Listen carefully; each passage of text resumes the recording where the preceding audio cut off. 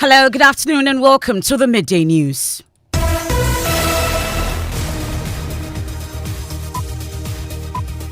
The news is live on Joy 99.7 FM here in Accra. Kumasi, we are on Love 99.5 FM. We are on myjoyonline.com live in all 16 regions. We are on Bedouin FM in Bumkurugu. We are on Radio Somali in Wa Jubilee FM in Keta. We are live on X Spaces. We are on Facebook.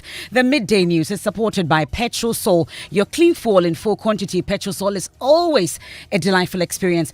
In this edition, CTAG members remain defiant in spite of threats of salary freezes. They say they are ready to forfeit even their August salaries in their quest for better conditions of service.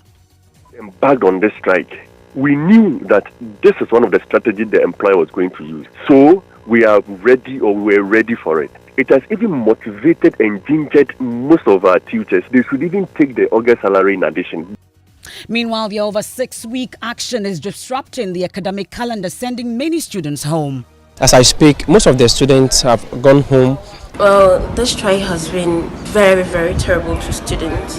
We are trying hard in the classroom. It's not the same as the tutors being in there and then helping us out. Also this afternoon, former chairman of the Interministerial Committee on Mining, Professor Kwabena Frimpong Boateng, claims President Akufo-Addo was fully informed of illegal mining challenges as he criticizes Vice President Dr. Bawumia's sector plans as poorly thought through. And even before I wrote a report, every now and then when I had issues, I inform the president. The other suggestion, I don't want to talk about it. We have to forget about it. Let's not discuss it. It's not workable.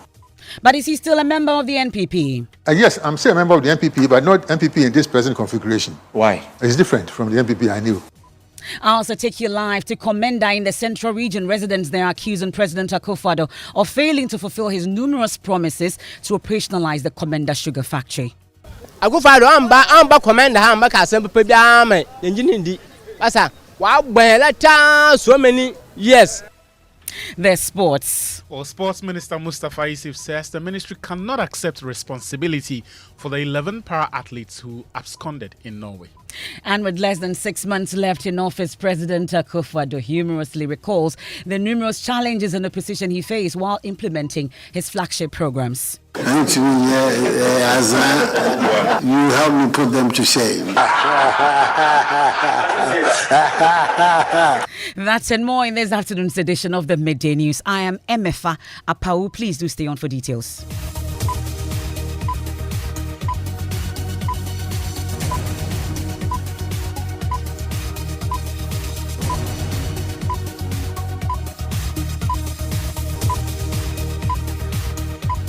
Many thanks for your company. This is your home of independent, fearless and credible journalism. We're digging now in members and leadership of Colleges of Education Teachers Association of Ghana, CTAG, remain defiant in spite of threat of salary freezes by their employers. This afternoon, they remain resolute in their over 6-week action and are willing to forfeit not only their July, but their August salaries in addition in their push for better conditions of service. Despite GTEC salary freeze directive, the teachers are willing to stay out of the classrooms until their demands are met. We know the strike began on June 14 and has already caused significant disruption to the academic calendar at the teacher training colleges, with most students leaving campuses as we speak. Let's head to the various campuses now and find out what exactly the situation is. I'll start off from the Greater Accra region, where my colleague Kenneth Jesse has spent most part of the morning in many of the colleges here in the Greater Accra region. Kenneth, tell us what the situation there in terms of where you've been. Well, there's a sharp contrast between what I've witnessed here today and the last time I was here. The last time I was here, you could see students gathered in groups, either conversing or studying. But today, it is different. Virtually no student was inside. We had to go closer to some of the dormitories to be able to get students to talk to. And they told us that majority of their colleagues have left for their homes due to their uncertainty of when the strike will be called off. Now, they say just like their colleagues that have left, they too have run out of money and are worried about how their academic activities will be distorted when the strike is eventually called off. As I speak, most of the students have gone home. A few of them are on campus and trying to put themselves together to ensure that they get something out of the book. And as I speak, the hardship with the students is continuing each day. As you rightly said, today marks the 41st day after the strike. And I believe that the negotiation between the CTAC and then the government has to be made as I speak. Level 400 students are renting outside campus, and the whole of the 41 days after the strike, we have spent our money, and then even the renting, meaning if they should come back and then there will be an adjustment in the semester, that means that we're going to incur more costs on our rent and then our feeding staffs. So that's the situation in the Greater Accra region. Let's head to the Ashanti region now. My colleague Nana Boache Dankwa Yedom, he's been monitoring this action since inception. He joins us on the line. Nana Boache, what's been the situation? What can you report from where you've been? So, Emefa, we have been to two colleges of education, the Wesley College of Education and then the St. Louis College of Education. And then, per observation, the strike is really biting hard on these campuses that we visited so far. And final year students are bearing the brunt because they have to write their final examination in September. But then in this case, they are contemplating as to whether or not the affiliate institutions will allow them to write their final year examination. In this case, if you absent yourself from class for 21 days, you would not be able to write your final year examination. That's the policy of the affiliate universities. But then CTAC has been on strike for more than 21 days. And so these students, final year students, are contemplating as to whether or not they would be able to write their final year examination, pleading on the authorities and leadership of CTAC to bring out a resolution.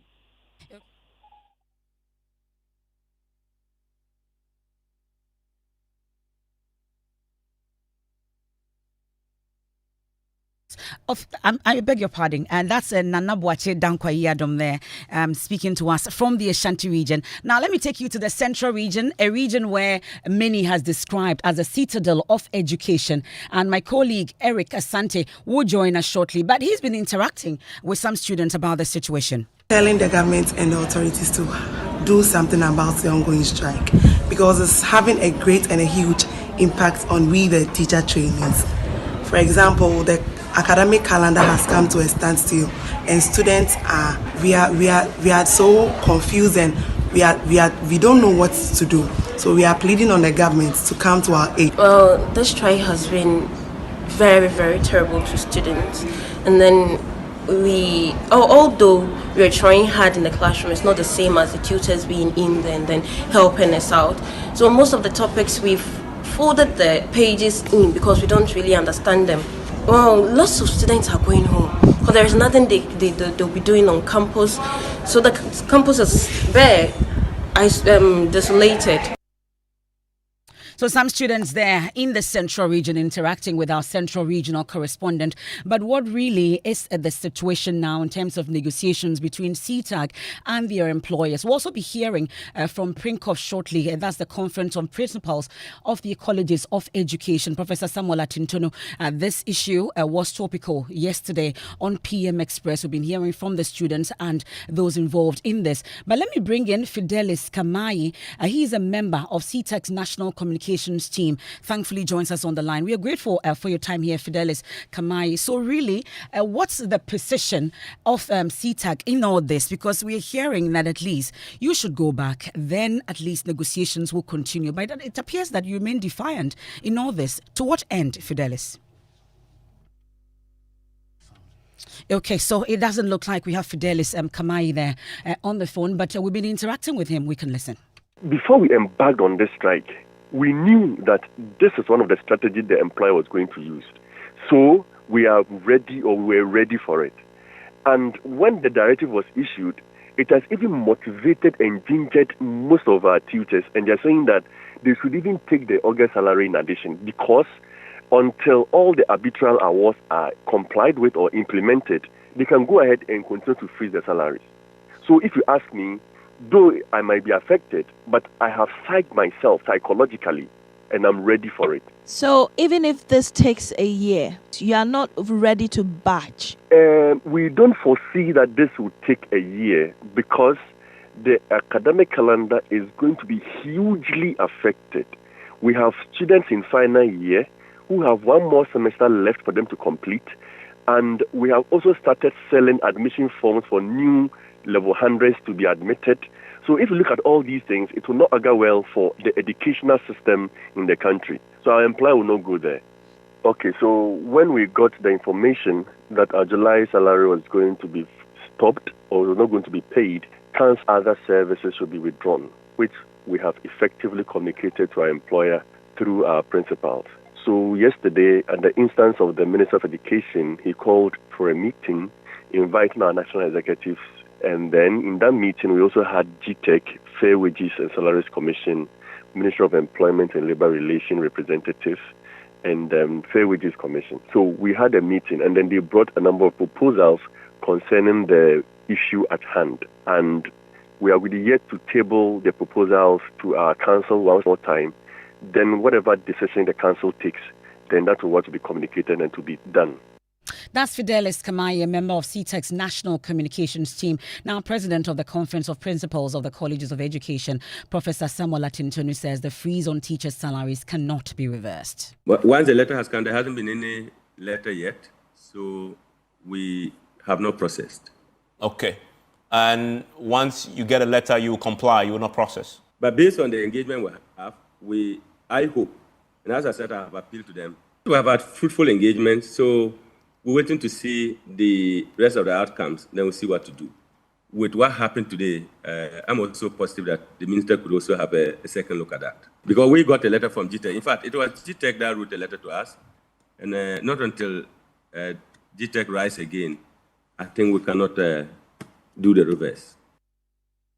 Well, that's Professor Atintonu there speaking on PM Express last night. Now, former chairman of the Interministerial Committee on Illegal Mining, Professor Kwabena Frimpong Boateng, says President Akufo-Addo was fully aware of the challenges his committee faced in addressing the menace of Galamsey, but did very little to solve it. Professor Boateng is currently in court accused of defaming some people he mentioned in his report, including cousin of the president, Gabi Asare Otridako, whom he accused of helping Imperial Mining Company undertake illegal mining in his report to the president.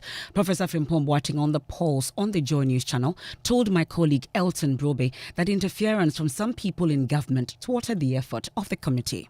But my job was to draw attention of leadership to that thing. So I wrote a report. And even before I wrote a report, every now and then when I had issues, I informed the president. When the Forestry Commission was giving out forest reserves for mining purposes, I wrote a report, with the letters, all the details. And the president called Sir John. He was alive then, and confronted him with these things. But I don't want to know, I don't go into the details of what happened. So we had problems, and at every step, they were informed about what was happening. And finally, I wrote a report, and which is now, I'm in court because of the report that I wrote. Some people think that I have defamed them, and so they've sent me to court. So will you say that you failed in that responsibility? No, I didn't fail at all. But the river bodies are still as clear as possible. I'm not the policeman. I'm not the court. So the way forward should be what? I mean, is it the fact that we had leadership that was not interested in helping deliver on the mandate that I don't want to talk about Galamsey here. But as we head towards the election, two issues have come up. The NDC is saying that they will invest $500 million in dealing with the effects of illegal mining on our environment. I've heard Dr. Mamadou Bawumia will put out this plan, which says that they are also going to even set up a bank to help people who will have license granted them to undertake small-scale mining to go to this bank, assess loan, so that they can mine on their own without bringing in foreign nationals to help them mine. The essence of this, according to him, is to ensure that the mining sector is regulated. These two issues, are these workable plans? No, I mean, it will be good to reclaim the land and do many things, but $500 million will be woefully inadequate.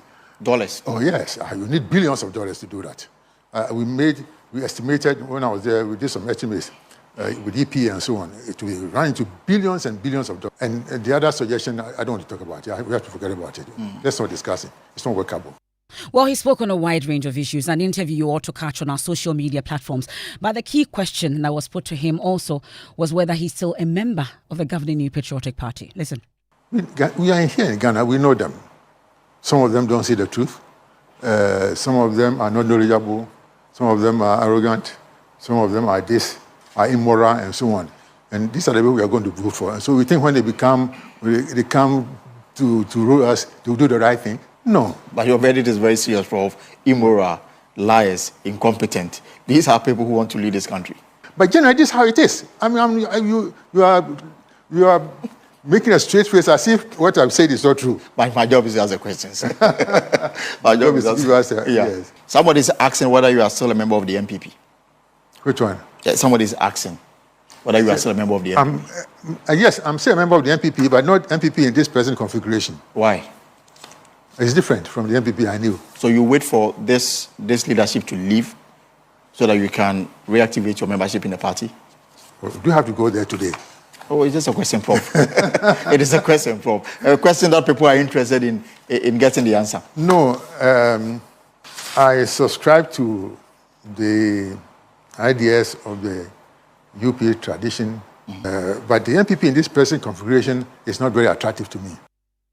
That's Professor Kwabena Frimpong Boateng there speaking to my colleague Elton Brobe on the Pulse on the Joy News channel. This particular interview is available on all our social media platforms, also on myjoyonline.com. Let me take you to Parliament now. And on Tuesday, the Finance Minister, Dr. Mohamed Amin Adam, presented the mid-year budget review, which will be the last for the Akufo-Addo administration. And already there are controversies about the debate and when it should start and who should start it. Yesterday, we had the majority leader through a challenge to the minority side to impress upon their flag bearer, John Dramani Mahama, to engage in a debate with Dr. Mahmoud Bawumia. And of course, it followed with a press conference organized by the minority, also throwing a challenge to Dr. Mahmoud Bawumia to engage or participate in this particular mid-year budget review, with the minority also lining up members of their debate team. My colleague, Parliamentary Affairs Correspondent Kweku Asante, joins us on the line. Let's get details of what exactly is happening in Parliament when it comes to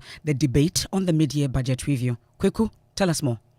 Well, Emefa, the debate or commenting as the standing orders would rather ask us say was expected to start first thing this morning, but when Parliament started proceedings, the majority leadership opted to first consider some two bills, the Affirmative Action Bill and Social Protection Bill that are currently before the House.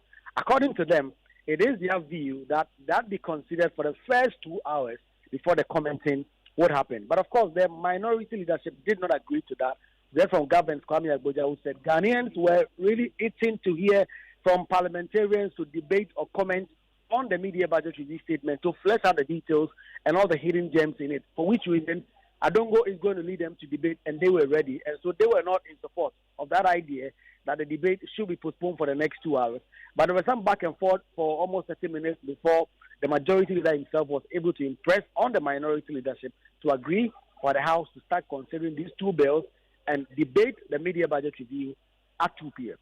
That's a Parliamentary Affairs Correspondent Kweku Asante. And of course, at 2 p.m., we'll head back to Parliament for all the action. Will be on the Joy News channel. Now, let me take you to the court. And Chief of Defence Staff of the Ghana Armed Forces, Lieutenant General Thomas Opon-Pipra, is expected to testify to circumstances surrounding the discharge of the third accused in the ambulance trial, Richard Jakpa, from the Ghana Armed Forces. We know there was a representative last week from the Ghana Armed Forces, but that was not enough for Richard Jakpa's side. And it follows another subpoena served on him. They asked the court to give the chance to the Chief of Defence Staff to actually appear before them. We also know that the former Health Minister, Alex Segbefia, is also expected in the court. Let me bring in Legal Affairs Correspondent Latif Idris is in court for Joy News. Latif, is the trial underway? What can you report? Emefa, it's a no-show today. We got to court only to know that the court is not sitting on the particular case today. So Alex Segbefia and the CDS are not going to show up in court today. We wait to see if they would show up next week. And for your information, legal vacation is just looming around the corner. And so we wait to see what happens next week. That's a Latif Idris. I was really eager to hear more from Parliament. Let's take a quick break here on the Midday News live on Joy 99.7 FM in Accra. Kumasi, we are on Love 99.5 FM. We are on myjoyonline.com live in all 16 regions. The Midday News is supported by Petrol Soul, your clean fuel in full quantity. Petrol Soul is always a delightful experience. We've been focusing on CTAG members remaining defiant in spite of threats of salary freezes. They say they are even ready to forfeit their August salaries in their quest for better conditions of service. We return from the break. We focus on sports, and residents of Komenda in the Central Region are accusing President Akufo-Addo of failing to fulfill his numerous promises to operationalize the Komenda Sugar Factory. And with less than 6 months left in office, President Akufo-Addo humorously recalls the numerous challenges and opposition he faced while implementing his flagship programs. And to me,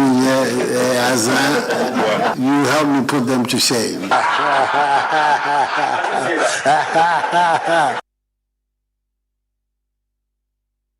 This is what the Olympics is all about. Get closer to split-second wins. Closer to history in the making. Closer to your champions. The greatest athletic achievements of all time. Get DSTV to get closer to the 2024 Paris Olympic Games from 26 July to 11 August with 9 dedicated channels for the best coverage of every medal and every podium moment. On Supersport on DSTV, your home of entertainment.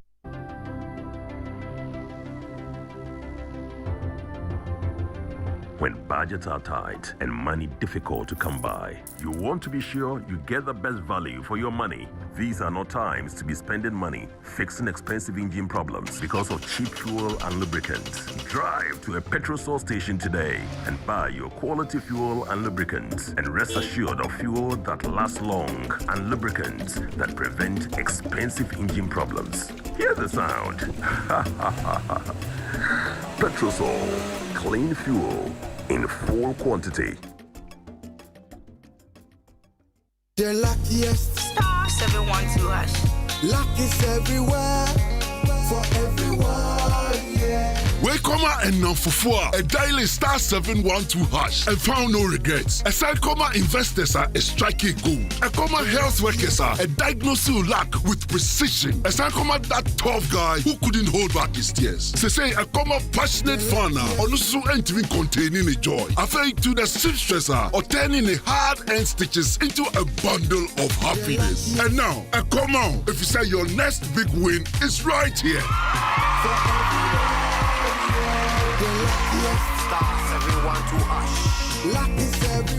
Dial star 712 hash and join the luckiest winning celebration. From the 1st of July 2024, dial star 712 hash to keep buying tickets as a group, individual, or even as a community. Win loads of cash and prizes in the community draw or go for the grand draw on the 30th of November 2024. Unlock your luck with star 712 hash. Join the winning streak now. The luckiest star 712 hash. Luck is everywhere for everyone, yeah. The luckiest. Thanks for staying with us on the Midday News. Time for sports. Mr. Achu is in the studios. What do we have? Well, the sports minister, Mustafa Yusuf, says the ministry should not be blamed and cannot accept responsibility for the 11 para-athletes who posed as national team members. The coach, Jemfi JC, has passed away. One other athlete has been arrested, and the minister says that trip was not sanctioned by his ministry. Were not aware about any, and the team that went wasn't also representing Ghana, as it has been reported in some of the media. So the Norwegian authorities, that's the embassy, to never even had opportunity. Normally, even the Ministry of Youth and Sports, we don't issue letters directly to any of the embassies. We normally will write to the Ministry of Foreign Affairs, for Ministry of Foreign Affairs to then work on our behalf to any of the specific embassies or missions. The Norwegian authority who issued the visas to the athletes didn't see it prudent to even verify from the ministry, because to see whether these are athletes, genuine athletes or not. So to your question, whether I'll take responsibility, I'm sorry, I can't. That was Mustafa Yusuf, the sports minister. Thank you very much, Achu. Now, residents of Komenda in the Central Region are accusing President Akufo-Addo of failing to fulfill his numerous promises to operationalize the Komenda sugar factory. According to the residents, their frustration is over the government's decision to import raw and unrefined sugar after neglecting the factory for 8 years. In the following features editor Richard Kojonyako reports that in addition to the initial $35 million investment, government claims to have invested over 50 million cedis in the Komenda sugar factory. The type of sugar we can grow here, all those things were not properly organized. President Akufo-Addo making a promise to the people of Komenda. That was 5 years ago. By April, production will have begun of the sugar factory. President Akufo-Addo promising the people of Komenda again when the chiefs of Komenda paid him a visit at the Jubilee House, and yet another promise in 2021. By the first quarter of 2022, factory is going to start running again. And another one in 2022. Other promises have been made to the people of Komenda by the president, but each time their hopes are dashed.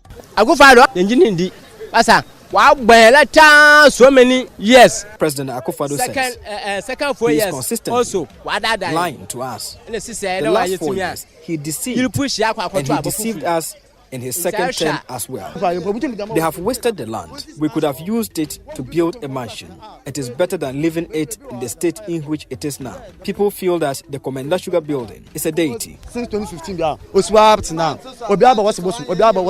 Meanwhile, I'm property.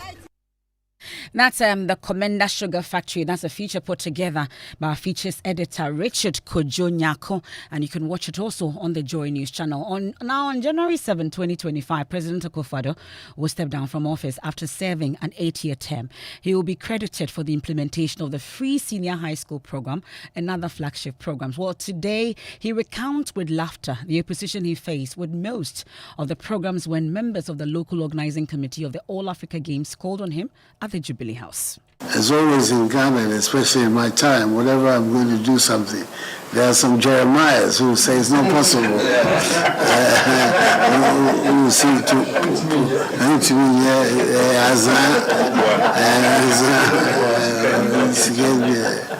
but you help me put them to shame.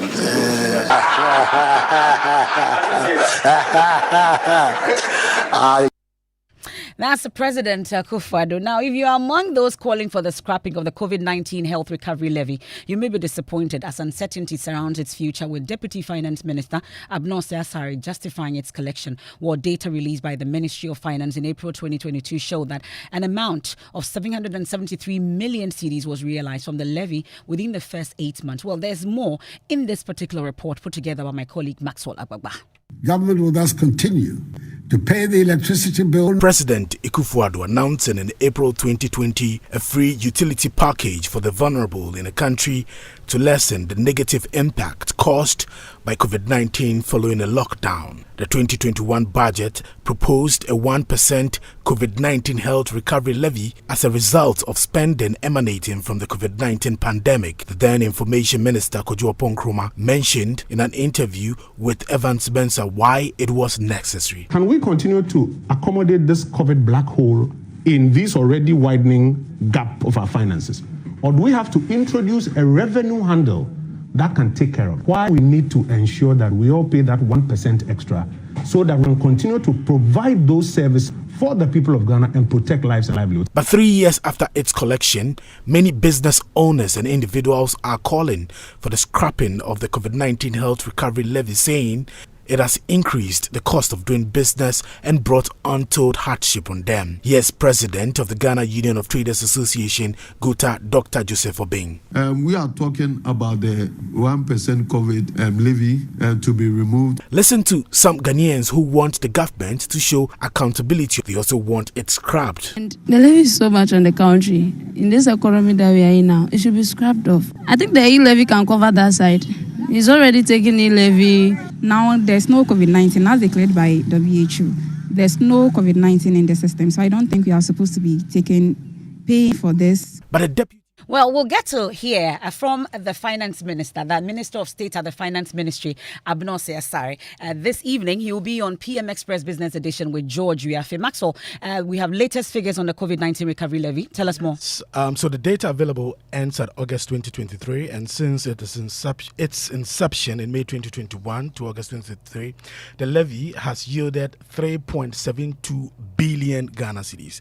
So 3.72 billion Ghana cedis from May 2021 to August 2023. Now, 2021, that's May to December, we had 770 775.9 million Ghana cedis. And then from 2022 January to December, we had 1.56 billion Ghana cedis. And 2023 to January to August, we had 1.37 billion Ghana cedis, totaling 3.72 billion Ghana cedis from May 2021 to August 2023. And these are findings that the Joy News research team also will make available on our social media platforms. Okay, well, and once Max is here, I think it's time also for us to check out what's trending on social media. But first,